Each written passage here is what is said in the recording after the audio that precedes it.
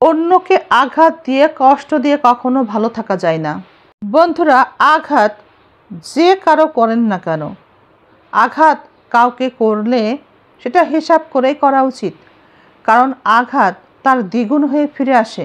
আঘাত ততটুকুই করা উচিত যতটুকু নিজে সহ্য করা যায়, কেননা আঘাত একদিন ফিরে আসে। আঘাত ফিরে আসবেই, আজ না হয় কাল।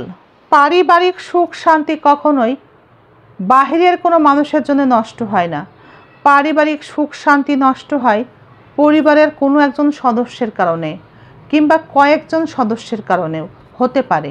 বাহিরের মানুষের কারণে সুখ শান্তি তখনই নষ্ট হয় যখন পরিবারের ওই সদস্যগুলো, যারা সুখ শান্তি নষ্টের কারণ হিসেবে কাজ করে, তারাই তাদেরকে প্রশ্রয় দেয়, তাদেরকেই তারা পরিবারে আশ্রয় দেয়, তাই তারা সুযোগ পায়। পরিবারের কোনো একজন সদস্যের প্রশ্রয় বা ইন্ধনেই তৃতীয় ব্যক্তি, বাহিরের ব্যক্তি সাহস পায় পরিবারের মধ্যে অশান্তি সৃষ্টি করে পরিবারের সুখ শান্তি নষ্ট করতে। আমরা প্রশ্রয় দিই, কোনো একজন দিই বিধায় তারা সুযোগটা পায়। তাই পরিবারের সুখ শান্তি যদি নষ্ট করে, তার জন্য দায়ী পরিবারেরই কোনো সদস্য, পরিবারেরই কোনো সদস্যরা। তাই পরিবারের সদস্য, স্বামী স্ত্রী বিশেষ করে খুব এ ব্যাপারে সতর্ক থাকা উচিত। তৃতীয় কোনো ব্যক্তিকে সম্পর্কের মধ্যে যেন কোনোভাবেই আশ্রয় প্রশ্রয় না দেওয়া হয়, তাতে সম্পর্ক নষ্ট হবে, এটাই স্বাভাবিক। টাকা দিয়ে সব পাওয়া যায়, টাকা দিয়ে আজকাল কিনা হয়, কিন্তু পরিবারের সুখ হয় না, পরিবারের সুখ পাওয়া যায় না। পরিবারের সুখ যদি টাকা দিয়ে কিনতে পাওয়া যেত, তবে সবাই সেটা কিনেই সুখী হতো, সুখী হওয়ার চেষ্টা করত। এত চারিদিকে হাহাকার, হতাশা, কষ্ট এগুলো দেখা যেত না, সবাই সুখী হতো। যখন চলার পথে কোনো পরিস্থিতির কারণে চাপের মধ্যে পড়বেন, অশান্তির মধ্যে পড়বেন, ঠকবেন, তখন আশেপাশের মানুষগুলো দেখবেন অনেক অনাকাঙ্ক্ষিত কথা আপনাকে শোনাবে, যা আপনি ভুলতে পারবেন না, সেটা আপনাকে আরও বেশি কষ্ট দেবে।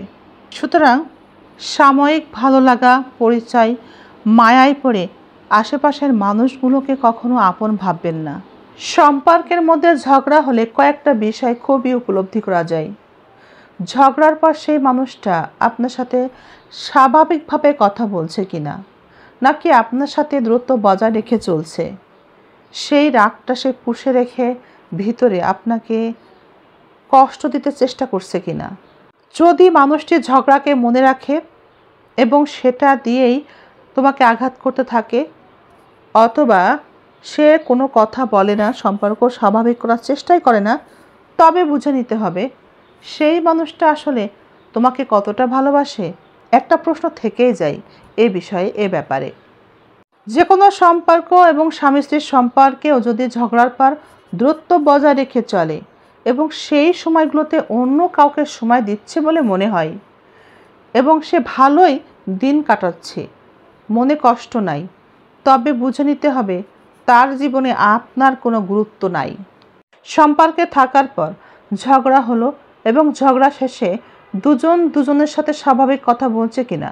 যদি সম্পর্কে থাকা অপর মানুষটি স্বাভাবিক না থাকে, জিদ করে কিংবা অশান্তি সৃষ্টি করে, খারাপ ভাষা ব্যবহার করে, তবে বুঝে নিতে হবে ঝগড়ার পর স্বাভাবিকভাবে স্বাভাবিক ভাষায় কথা না বললে বুঝে নিতে হবে আসলে মানুষটা তোমাকে কতটা ভালোবাসে, আদেও তার জীবনে তোমার গুরুত্ব আছে কিনা, অথবা সে তোমাকে সম্মান করে কিনা।